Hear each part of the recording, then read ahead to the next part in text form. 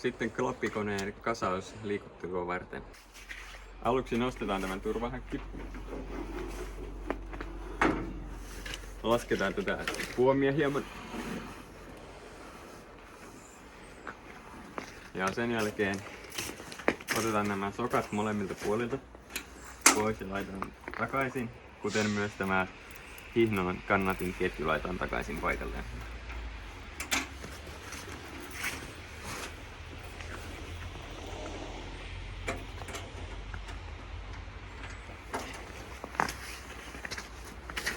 Kun sokat on poissa ja ketju paikallaan ja puomi kutakuinkin tällaisessa kulmassa, niin täältä voi alhaalta ottaa kiinni taittokohtien molemmilta puolin ja nostaa rauhallisesti, kuitenkin varoen, että pääty ei osu liian kovin maahan.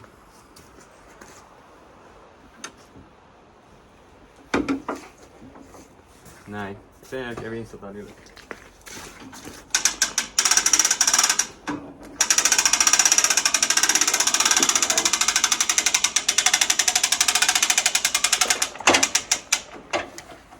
Laitetaan lukot takaisin kiinni.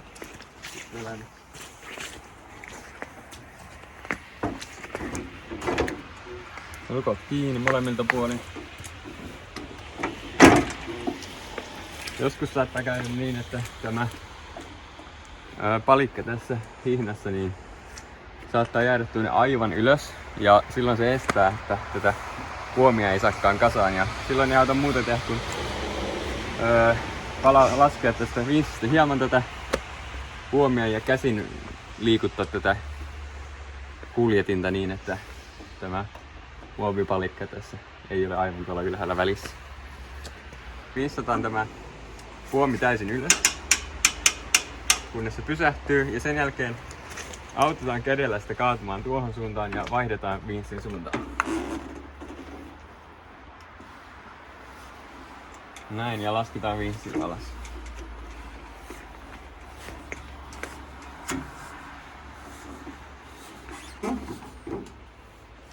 Ja jätetään tähän vinssiin paljon löysää.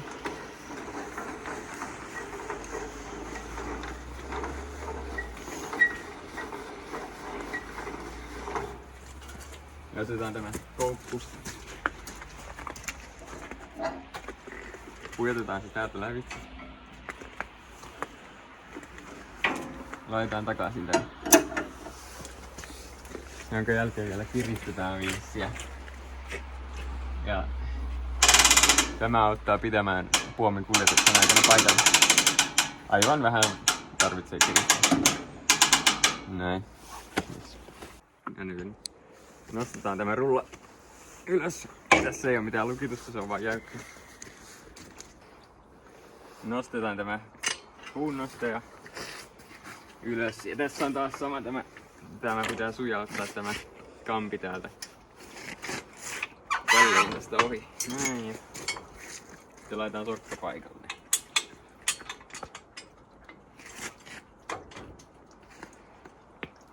Näin. Nostetaan klapikoneen keulaa, jotta saadaan nuo etu- ja keskijalka laitettua takaisin sisään.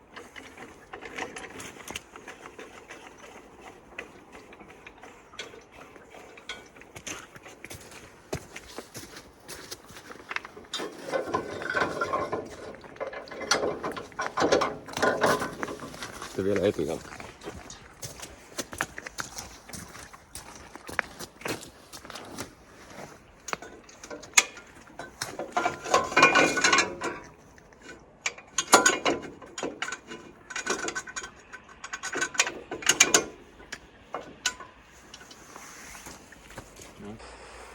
Lasketaan keulaa taas, jotta saadaan takajalka vapautettua ja nostettua ylös.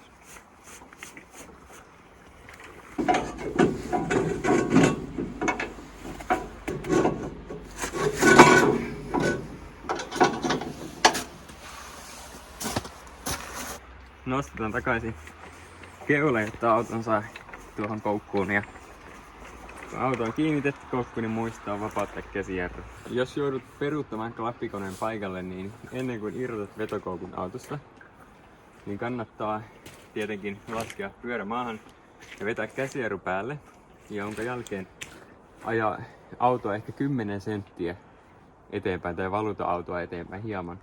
Jotta koska peruuttaessa tämä jarrusysteemi menee kasaan ja jos et ole vapauttanut sitä ajamalla hieman eteenpäin ja vain irrotat vetukoukun, niin tämä työntyy eteenpäin ja todennäköisesti jättää jälleen puskuriin.